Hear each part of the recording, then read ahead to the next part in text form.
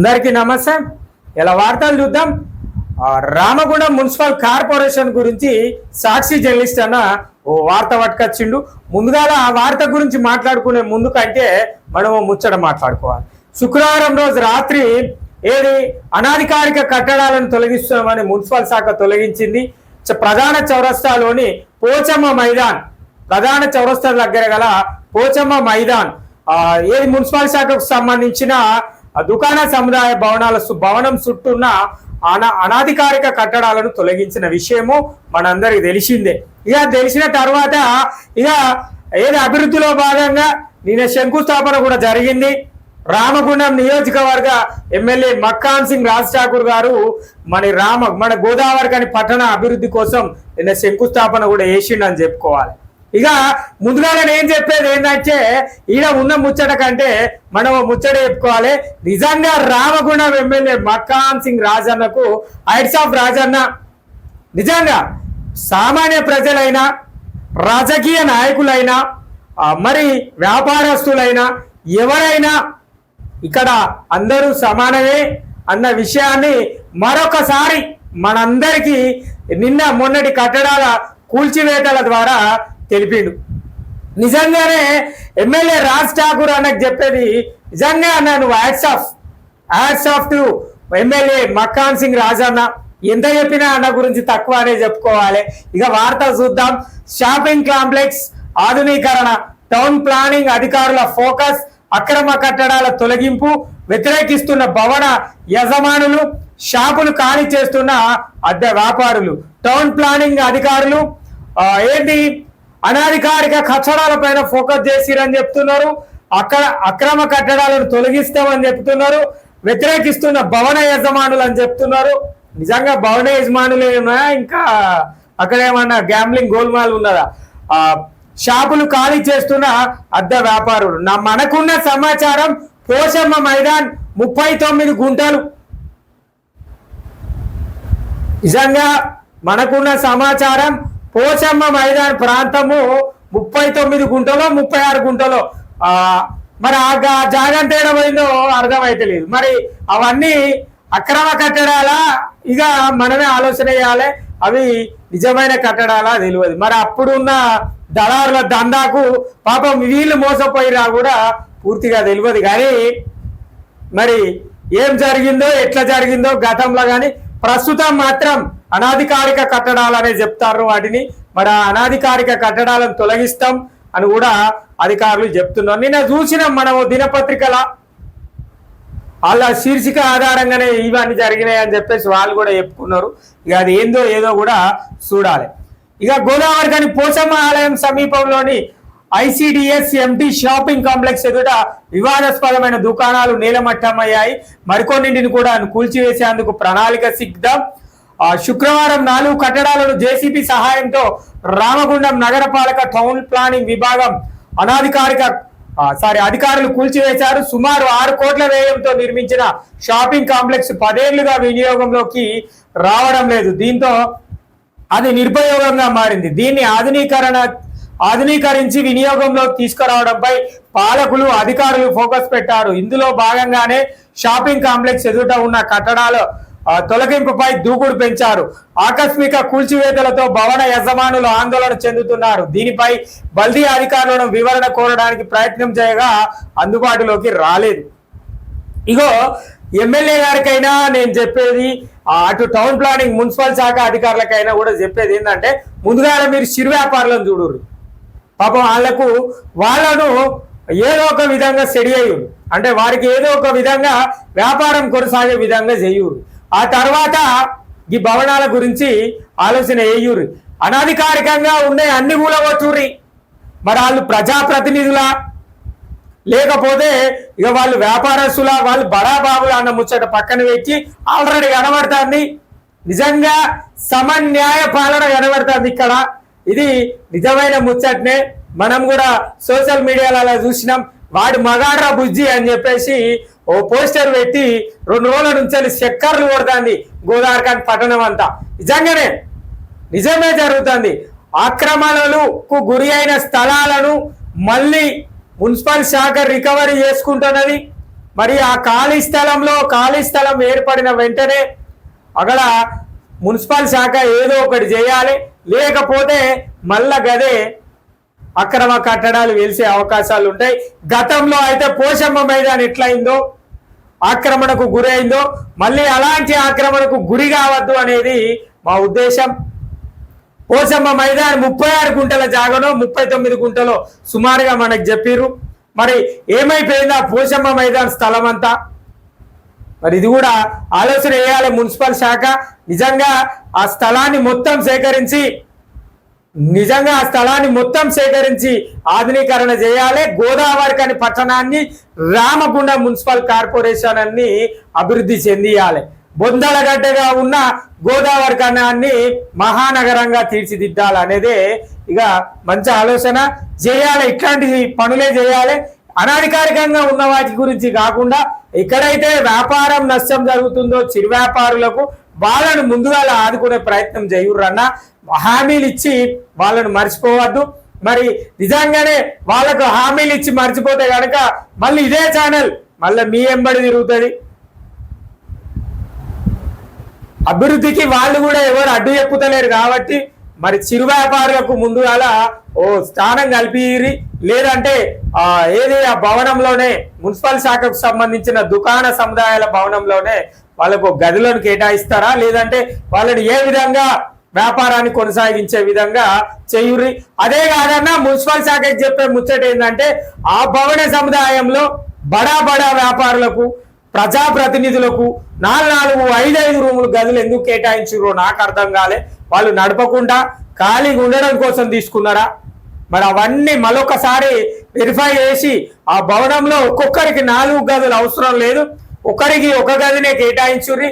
ఇక్కడ ఎవరైతే వ్యాపారం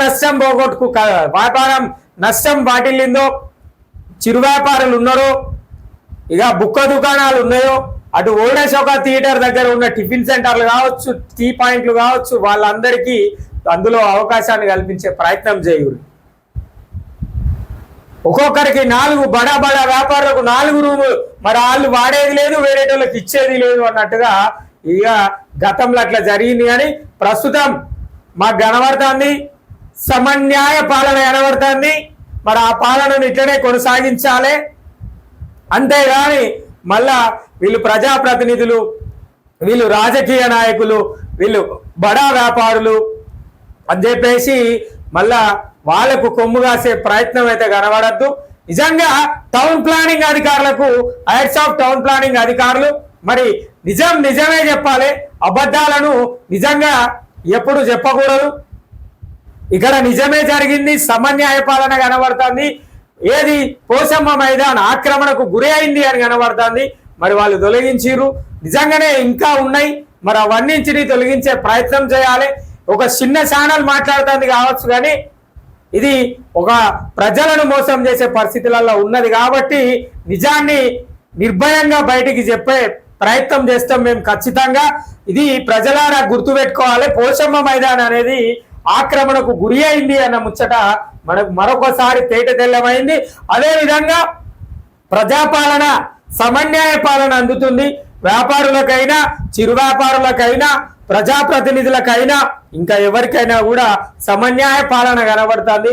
ఆక్రమణకు ఎవరైనా మంచిదే గురి చేస్తే ఆ స్థలాన్ని ఆక్రమించుకొని అక్కడ భవన నిర్మాణాలు ఏర్పాటు చేస్తే మళ్ళీ మున్సిపల్ శాఖ రికవరీ చేసే ప్రయత్నం చేస్తుంది. ఇక మీరు ఇవన్నీ చూసుకోవాలి. దుకాణాల ఎదుట ఫ్లెక్సీలు, దుకాణాల కూల్చివేతలను తీవ్రంగా వ్యతిరేకిస్తూ భవన యజమానులు తమకు అన్ని అనుమతులు ఉన్నాయని అధికారులతో వాదిస్తున్నారు. శనివారం వారి నిర్మాణం ఎదుట ధరణి వివరాలతో కూడిన ఫ్లెక్సీలు ఏర్పాటు చేశారు. షాపింగ్ కాంప్లెక్స్ ఎదుట ఉన్న మిగతా కట్టడాలను కూల్చివేస్తామని మరోవైపు టౌన్ ప్లానింగ్ అధికారులు స్పష్టం చేశారు. దీంతో షాపులలో అడ్డుకుంటున్న వ్యాపారులు శనివారం ఖాళీ చేశారు. ఇక వాళ్ళ దగ్గర ఉన్న అనుమతులను చూపెడుతున్నారు. మరి వాళ్ళకి ఎట్లాంటి అనుమతులు కల్పించిరు, ఎవరు కల్పించిరు, మరి అవి నిజమైన అనుమతులేనా, అబద్ధపు అనుమతులా, అంటే అందులో ఏమైనా ఫేక్ డాక్యుమెంట్లను సృష్టించిరా అన్న విషయాలను కూడా తెలుసుకోవాలి. మరి గతంలో ఏం జరిగిందో మనందరికీ అర్థమైంది. పోషమ్మ మైదాన్ను మింగి కూర్చున్నారు అందరూ. పోచమ్మ మైదాన్ ఖాళీ స్థలాన్ని మింగి కూర్చున్నారన్న ముచ్చట మనందరికీ తెలిసిన ముచ్చటనే. ఇక వాళ్ళు ఫ్లెక్సీలు పెట్టిరట షాపుల ముంగట, మాకు గీగీ అనుమతి ఉన్నది అని చెప్పేసి కూడా చెప్తున్నారు. ఆది నుంచి వివాదమే. నగరం నడిబొడ్డున ఉన్న పోచమ్మ గుడి మైదాన స్థలంలో పై ఆది నుంచి వివాదమే నడుస్తుంది. సింగరేణి సంస్థ నుంచి ఈ స్థలాన్ని స్వీకరించిన అప్పటి మున్సిపాలిటీ షాపింగ్ కాంప్లెక్స్ నిర్మాణం కోసం 15 ఏళ్ల క్రితం అప్పటి పాలక వర్గం ప్రైవేట్ కాంప్లెక్స్లు ఇతర నిర్మాణాలను కూల్చివేసింది. నష్టపోయిన వ్యాపారుల కోసం గాంధీ మార్కెట్లో తాత్కాలిక షాపులుగా నిర్మించింది. ఆ తర్వాత తీవ్ర అభ్యంతరాలు ఆందోళనల మధ్య షాపింగ్ కాంప్లెక్స్ నిర్మించారు. అయితే ఇక్కడ మిగతా ఖాళీ స్థలం వివాదంగా మారింది. ఇది తమదేనని అంటూ పట్టా వారసులు, వ్యాపారులు, ఇటు సింగరేణి అధికారులు వేరువేరుగా కోర్టులలో పిటిషన్లు దాఖలు చేశారు. ఈ నేపథ్యంలోనే 7 ఏళ్ల క్రితం ప్రైవేటు వ్యక్తులు తమకు అనుమతులు ఉన్నాయంటూ స్థలాన్ని ఆక్రమించుకొని నిర్మాణాలు చేపట్టారు. ప్రైవేటు వ్యక్తులు 15 ఏళ్ల క్రితమే అక్కడ కూలగొట్టిన సంగతి మన అందరికీ తెలిసిందే. ఇవి అక్రమ కట్టడాలు అని చెప్పేసి ఇక సింగరేణి మాదాన్ని పోయిందట. అదే విధంగా ఇక మనందరికీ తెలిసిందే, ఒక పేరు ఉంటది, ది బ్రాండ్ పేరు గోదావరిఖని పట్టణంలో స్థలం అనగానే ఓ పేరు గుర్తొస్తుంది. ఆయన నాడ ఎంటర్ చేస్తారు, ఆయన పేరు మీదకి వెళ్ళి వీళ్ళు లీగల్ గా డాక్యుమెంట్ చేసుకుంటారు, ఇది మా స్థలమే, మేము గతంలో ఉన్నామని చెప్పేసి చెప్తారు. ఇదంతా మనకు తెలిసిన ముచ్చట్నే. నిజంగా గోదావరిఖని పట్టణంలో పోచమ్మ మైదాన్లో ఇప్పుడు ఎవరైతే వ్యాపారులు ఆక్రమణకు గురి చేసిరో వాళ్ళు ఎక్కడికి వెళ్ళి ఉన్నారో కూడా అందరికీ తెలుసు. నిజంగా మున్సిపల్ శాఖ గతం నుంచి కనుక పనిచేసేది ఉంటే పూర్తి స్థాయిగా గత 10 ఏళ్ళు కనుక, అంతకుముందు 5 ఏళ్ళు, మొత్తం 15 ఏళ్ళు కనుక పూర్తి స్థాయిగా పనిచేసేది ఉంటే ఆ యొక్క పోచమ్మ మైదాన్ స్థలం అనేది కబ్జాకు గురి కాకపోయేది, అంత పెద్ద భవనాలు నిర్మాణం కాకపోయేది. కానీ ఏం జరుగుతుందో ఎట్లా జరుగుతుందో మరి అవి వాళ్ళ దగ్గర అనుమతులు ఉన్నాయని వీళ్ళు చెప్తున్నారు. 7 ఏళ్ల తర్వాత, ఎప్పుడు 7 సంవత్సరాల క్రితం, కానీ 15 ఏళ్ల క్రితమే ఆడ పోచమ్మ మైదానం ఉన్నది. అంటే ఆ మిగతా 8 సంవత్సరాల క్రితం వీళ్ళు లేరా అంటే వాళ్ళకి అప్పుడు గుర్తు రాలేదా? పోచమ్మ మైదానం సాఫ్ సీదా చేసిన తర్వాతనే వీళ్ళకి గుర్తొచ్చిందా? లేదంటే ఎవరైనా నాయకుల అండదండలతోటి వాళ్ళు కబ్జా చేసుకొని పట్టాలు సంపాదించిర్రా? ఈ 2 విషయాలను ఆలోచించాల్సిన అవసరం ఎంతైనా ఉంటది మున్సిపల్ శాఖకు. నాకు తెలిసి ఈ లెక్క ప్రకారంగా ఆలోచిస్తే అక్కడ ఏ వ్యాపారం లేదు, అక్కడ ఏ వ్యాపారం కొనసాగలేదు, అది మున్సిపల్ శాఖకు సంబంధించిన స్థలమే అన్న పూర్తి స్థాయిగా అర్థమైపోతుంది. మరి ఏం చేస్తారో ఎట్లా చేస్తారో చూడాలి. పలువురు ప్రజాప్రతినిధులపైన ఆరోపణలు. మున్సిపల్ షాపింగ్ కాంప్లెక్స్ ఎదుట రోడ్డు పక్కన ఉన్న ఖాళీ స్థలం తమదేదని కొందరు ఆక్రమించి నిర్మాణాలు చేపట్టారు. బల్దియా ప్రజాప్రతినిధులే బినామీలతో స్థలాలను ఆక్రమించుకున్నారని బహిరంగంగానే ఆరోపణలు వచ్చాయి. ఇందుకోసం కోట్లు చేతులు మారాయని కూడా తీవ్ర విమర్శలు వెల్లువెత్తాయి. దీనిపై పలు రాజకీయ కార్మిక సంఘాలు అప్పట్లో ప్రత్యక్ష ఆందోళనలు కూడా చేశాయి. ఈ నేపథ్యంలో శుక్రవారం టౌన్ ప్లానింగ్ అధికారులు కూల్చివేసిన కట్టడాల్లో 3 రాజకీయ నాయకులకు చెందిన మూడు గదులు కూడా ఉండడం గమనార్థం. దీనితో మిగిలిన భవన యజమానులు ఆందోళన చెందుతున్నారు. నోటీసులు ఇవ్వకుండానే కూల్చివేయడం సరికాదని వారు పేర్కొంటున్నారు. ప్రజాప్రతినిధుల భవనాలు కూడా అందులో ఉన్నాయి, అవి బినామీల పేరుతోటి ఉన్నాయి, వీటిని కూడా ఊలగొట్టినాం అని చెప్పేసి చెప్తున్నారు. నిజంగా ఎవరైనా కూడా సమన్యాయ పాలన అంటే రాజకీయ నాయకులకు ఒక విధంగా రూల్ ఉంటుంది, అదే విధంగా వ్యాపారస్తులకు ఒక విధంగా ఉంటుంది, సామాన్యులకు మరొక రకమైన రూల్ ఉండదు, అందరికి ఒకే రకమైన రూల్ ఉంటుంది. ఇప్పుడు అదే జరుగుతుంది, అందరికి ఒకే రకమైన రూల్ జరుగుతుంది. ఇదే ప్రజాపాలన, ఇది కాదా ప్రజాపాలన? నిజంగానే నేను ఎందుకు అంటున్నా అంటే, అయ్యో ఈ ఛానల్ ఏంది నిజంగా కాంగ్రెస్ పార్టీకి సపోర్ట్ చేస్తుందా అంటే ఇక్కడ కరెక్ట్ గానే చేసిరు కాబట్టి ఆ పార్టీ కాదు నేను సపోర్ట్ చేసేది, మున్సిపల్ శాఖకు సపోర్ట్ చేస్తున్నా, మున్సిపల్ శాఖ చేస్తున్న విధానానికి సపోర్ట్ చేస్తున్నా, అదే విధంగా స్థానిక ఎమ్మెల్యే తీసుకున్న నిర్ణయానికి సపోర్ట్ చేస్తున్నా, స్థానిక మున్సిపల్ కమిషనర్ గారు తీసుకున్న నిర్ణయానికి ఏకీభవిస్తున్నా, అదే విధంగా మేయర్ గారికి ఏకీభవిస్తున్నా. ఇది నేను ఇన్ని రోజులు చెప్పిన, ఇక్కడ ఏం పని చేస్తలేదు మున్సిపల్ శాఖ, గుడుగుర్రాల పన్ను తోముతాంది, గత 10 ఏళ్ల నుంచి ఇదే పని చేస్తుంది కానీ తప్ప ఏం పని చేస్తలేదు, ఇక్కడ ఎట్లాంటి పని లేదు అని చెప్పేసి చెప్పిన కదా. నేనే చెప్తున్నా, ప్రజాప్రతినిధులకు సంబంధించిన గదులను కూడా తొలగించింది అంటే నిజంగా సమన్యాయ పాలననే జరుగుతుంది. నిజంగా గోదావరి కానీ అభివృద్ధి చెందడానికి ఇదొక సింబాలిక్ చిహ్నం అనే చెప్పుకోవాలి. ఓల్డ్ అశోక టాకీస్ కూలగొట్టినప్పుడు మనందరం అనుకున్నాం మళ్ళీ ఇది కూడా పోచమ్మ మైదానం లెక్క కబ్జా అవుతుంది అని. మరి పోచమ్మ మైదానంలో కబ్జా అయిన స్థలాల దగ్గర కట్టిన కట్టడాలను కూల్చివేస్తారు. వాళ్ళు ప్రజాప్రతినిధుల, సామాన్యుల, చిరు వ్యాపారుల ఎవరా అని చెప్పట్లేదు. అంటే నిజంగా మున్సిపల్ శాఖకు కావచ్చు, ఇటు స్థానిక ఎమ్మెల్యేకి కావచ్చు, ఎవరికైనా కూడా హ్యాట్స్ ఆఫ్ అని చెప్పాలి. ఎందుకంటే వాళ్ళు ధైర్యానికి మెచ్చుకోవాలి. మరి ఎంత ఒత్తిడి ఒడిదొడుకులు ఉన్నా కూడా వాళ్ళు ముందుకెళ్ళి వాళ్ళు ప్రజల కోసం గోదావరి గారి పట్టణ అభివృద్ధి కోసం పాటుపడతారు. కాబట్టి నిజంగా ఎమ్మెల్యే గారికి మరొకసారి మన ఛానల్ ద్వారా హ్యాట్స్ ఆఫ్ రాజన్న. ఇది ప్రజలారా 15 ఏళ్ల క్రితమే పాలకవర్గం ఇతర నిర్మాణాలను కూల్చివేసినప్పటికీ మళ్ళా 15 ఏళ్లలో 7 ఏళ్లు గడిచిన తర్వాత 8వ సంవత్సరం కొంతమంది వ్యాపారులా లేకపోతే కొంతమంది నాయకుల ఎంటర్ అయి ఈ స్థలం మాదే అని చెప్పేసి వాళ్ళు కట్టడాలు కట్టి ఆడ వ్యాపారాలు కొనసాగిస్తున్నారు. దాని చుట్టూ అన్ని రూములతోటి గదులతోటి మూసిరు షాపింగ్ కాంప్లెక్స్. వాళ్ళకి ఎవరు పోవాలి? ఎవడు ఓడు. అది నిరుపయోగంగా మారింది. ఇక మళ్ళా వీళ్ళే ఎప్పుడు ఏమని అది నిరుపయోగంగా ఉన్నది, ఇది నిరుపయోగంగా ఉన్నది అంటే దాని చుట్టాన్ని మీరే కట్టిరు కదా, దాని చుట్టూ మీ గదులే ఉన్నాయి కదా, మీరు ఆ గదులు కట్టకపోతే అది రోడ్డుకు ఉండేది కదా. ఎవరైనా కూడా అందులో వ్యాపారస్తులు పోయి వ్యాపారం చేసుకునేటోళ్ళు కదా. మళ్ళీ ఇల్లో కథ, ఒక్కొక్క బడా వ్యాపారికి 4 రూములు. మరి చిరు వ్యాపారం ఏడవడో తెలియదు, సామాన్య వ్యాపారస్తులు ఏడవడో తెలియదు. ఇక పైసలు దాండుకోవడానికి అప్పట్లో మున్సిపల్ శాఖ ఆ బిల్డింగ్ మీద మరో అంతస్తు అని చెప్పేసి పైసలు అయితే సంపాదించుకున్నది తప్ప కాంట్రాక్టర్లు బతికిరు, నాయకులు బతికిరు, అది చేసిరు తప్ప ఆ భవనాన్ని వినియోగంలోకి తీసుకురాలి.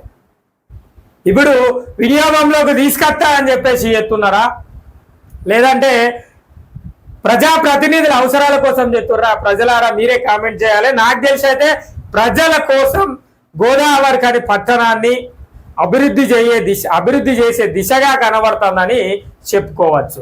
ప్రజాప్రతినిధులకు సంబంధించిన భవనాలే కావచ్చు, వాళ్ళ బినామీలకు సంబంధించిన భవనాలే కావచ్చు, కూలగొట్టినా కూడా కూలగొడతారు అంటే నిజంగా గోదావరి కాని పట్టణం అభివృద్ధి చెందబోతుంది అనేది చెప్పుకోవాలి. నిజంగా మరొకసారి మున్సిపల్ శాఖకి చెప్పేది ఏంటంటే గతంలో పోచమ్మ మైదానం ఎట్లయితే కబ్జాకు గురైందో అట్లా కబ్జా కావద్దని చెప్పేసి మా ఛానల్ ద్వారా ప్రజలందరి తరఫున మున్సిపల్ శాఖను కోరుతున్నాము. ఇది ప్రజలారా షాపింగ్ కాంప్లెక్స్ ఆధునీకరణ ముచ్చట.